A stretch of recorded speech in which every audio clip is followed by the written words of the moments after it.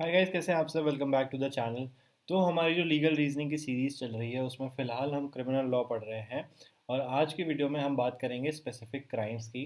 ठीक है, अगर उसके पहले आपने हमारी जो करंट अफेयर्स की सीरीज़ चल रही है उसमें आपने नवंबर के करंट अफेयर्स नहीं देखे हैं तो आई बटन में उसका लिंक है, जाके देख लेना। और अगर क्रिमिनल लॉ के पहले बेसिक्स हमने जो कवर कर रखे हैं पिछले 3 वीडियोज़ में वो भी नहीं देखे हैं तो आई बटन में उसका भी लिंक है, जाके देख सकते हो। ठीक है।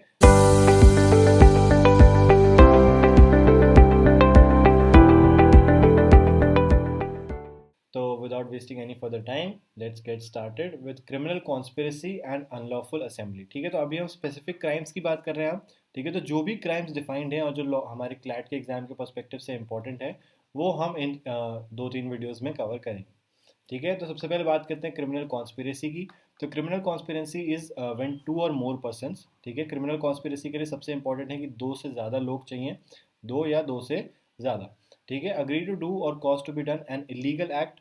या तो वो एक इलीगल एक्ट करें, ठीक है, या तो वो कोई ऐसा एक्ट करें जो इलीगल नहीं है बट जिस मीन्स से वो कर रहे हैं वो एक पर्टिकुलर एक्ट वो मीन्स इलीगल हो।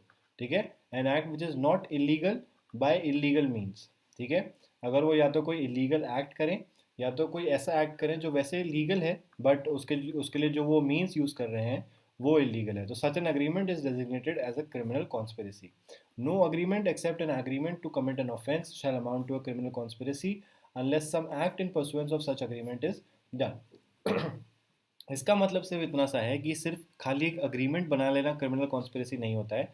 अगर आपको क्रिमिनल कॉन्स्पिरेसी के लिए स्टेट को लायबल ठहराना है, अगर स्टेट को आपको लायबल ठहराना है तो उसके लिए जो भी इंसान क्रिमिनल कॉन्स्पिरेसी का काम कर रहे हैं उनको कोई एक्ट करना पड़ेगा इन pursuance of such an agreement.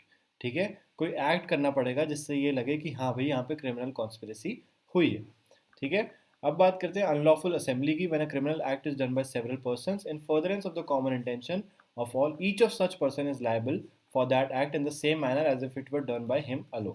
ठीक है, तो अगर बहुत सारे लोग कोई ऐसा एक्ट कर रहे हैं जिसमें उनको काम करने में उनकी कॉमन इंटेंशन है, ठीक है, वो सब एक जैसा सोच रहे हैं, तो यहाँ पे हर इंसान जो भी उस असेंबली का पार्ट है he shall be held liable in the same manner as if it were done by him alone. ठीक है, अगर वो अकेला वो काम करता तब भी वो लाइबल होता और अभी वो सबके साथ है तब भी वो लाइबल है, क्योंकि उसकी कॉमन इंटेंशन वो शेयर करता है बाकी सबके साथ।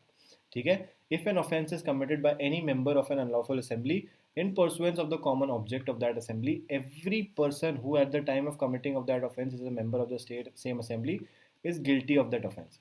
अगर किसी एक इंसान ने, जो असेंबली है, मान लो 7 लोग खड़े हैं, ठीक है, 7 लोग में से किसी एक इंसान बी ने कोई क्राइम कर दिया है बट बाकी जो 7 थे, बाकी जो 6 थे, उनकी कॉमन इंटेंशन थी, कॉमन ऑब्जेक्ट था उनका ये काम करने में। ठीक है, तो बाकी ये तो लायबल होगा ही, पर इसके साथ बाकी के जो 6 लोग हैं वो भी लायबल होंगे, तो टोटल 7 लोग कॉमन अनलॉफुल असेंबली का पार्ट थे, तो hence they will be guilty of that particular offence. ठीक है, तो अब अनलॉफुल असेंबली होता है क्या, तो यहाँ पे तो लिख दिया हमने सेवरल पर्सन्स, पर अनलॉफुल असेंबली जनरली होता है एन असेंबली ऑफ 5 और मोर पर्सन्स। ठीक है, या तो ग्रेटर दैन इक्वल टू 5। 5 और मोर पर्सन्स अगर हैं तो वो अनलॉफुल असेंबली होता है। क्रिमिनल कॉन्स्पिरेसी होता है greater than equal to 2, unlawful assembly होता है ग्रेटर दैन इक्वल टू 5। ठीक है, आगे चलते हैं भाई, एग्जाम्पल बात करते हैं। एग्जाम्पल की एक अनलॉफुल असेंबली की, तो ए बी सी डी और ई। ठीक है, E plan to rob a bank.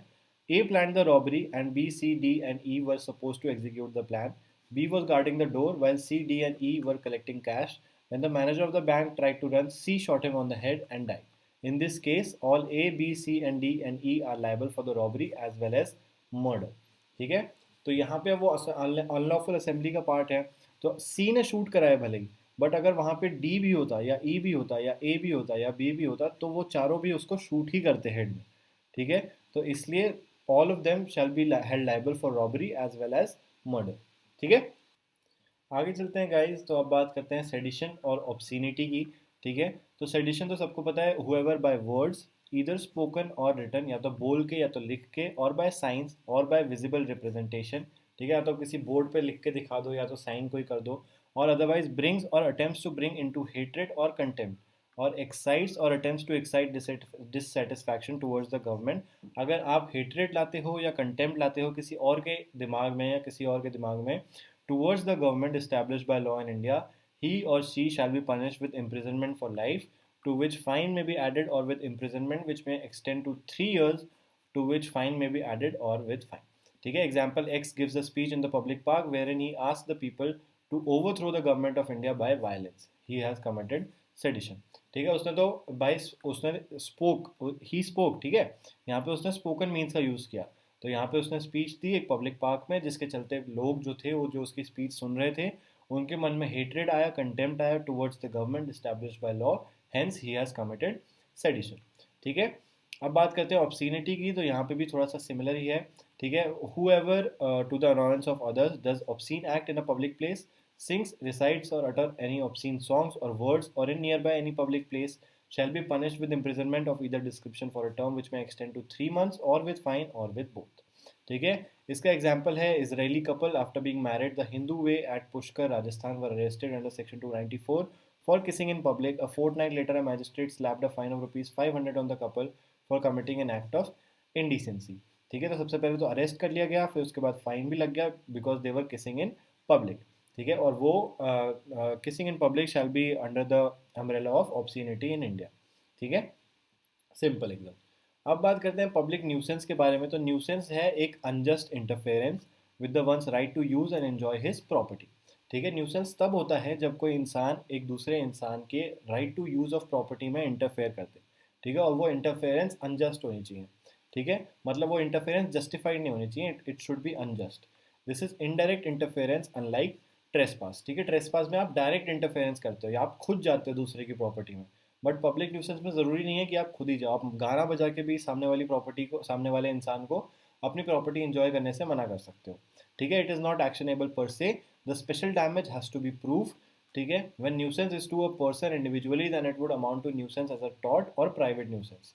ठीक है, जब किसी एक इंसान के अगेंस्ट कोई न्यूसेंस हो रहा है तब वो प्राइवेट न्यूसेंस होगा और उसको हम टॉर्ट में कवर करेंगे। ठीक है, पब्लिक न्यूसेंस डिफाइंड है सिर्फ आईपीसी में 268 में। ठीक है, और उसके तहत आप अनजस्ट इंटरफेरेंस करोगे with the one's right to use and enjoy his property. ठीक है, पब्लिक न्यूसेंस आईपीसी में डिफाइंड है, और अगर सिर्फ प्राइवेट न्यूसेंस की बात करें तो प्राइवेट न्यूसेंस टॉर्ट में है, फिर उसके लिए आपको टॉर्ट में रेमेडी क्लेम करनी पड़ेगी। When the nuisance is a violation of rights of the general public as common would amount to the public nuisance। अगर बहुत सारे लोगों को, जनरल पब्लिक को नुकसान हो रहा है कुछ एक न्यूसेंस से, तब वो सेक्शन 268 ऑफ द आईपीसी की हेल्प ले सकते हैं। ठीक है, public nuisance is not a civil wrong, it is a crime. ठीक है, where as private nuisance is a civil wrong, वो टॉर्ट है। ठीक है, मैं बार बार बोल रहा हूँ। And hence can not be tried by an individual unless the person can prove special damage to him. The public nuisance in general course is to be tried by the state. ठीक है, this is because public nuisance is the nuisance to all in common. ठीक है, सबके साथ हो रहा है वो न्यूसेंस, इसलिए उसका नाम पब्लिक न्यूसेंस है। ठीक है, इसलिए it has to be tried by the state. It comprises of small crimes which cause injury to health and life, and it is not wrong against a specific person. It is considered a wrong against all of society। ठीक है, society के against ये crime होता है which is called public nuisance as defined under section 268 of IPC. ठीक है, public nuisance is defined as a crime under section 268 of the IPC. ठीक है गाइस, तो हमने इस वीडियो में कवर करा public nuisance, sedition, obscenity, unlawful assembly and criminal conspiracy. ठीक है, तो 5 हमने स्पेसिफिक क्राइम्स इस पर्टिकुलर वीडियो में कवर कर लिए हैं। ठीक है, इसी के साथ हम इस वीडियो की एंड पे आते हैं। ठीक है, अगर वीडियो अच्छी लगी हो तो लाइक करना, चैनल पर नए हो तो सब्सक्राइब कर लेना, अपने दोस्तों के साथ शेयर करना चैनल को। ठीक है, and I see you in the next legal reasoning class जहाँ पे हम बाकी के स्पेसिफिक क्राइम्स को कवर करेंगे। ठीक है, बाय बाय।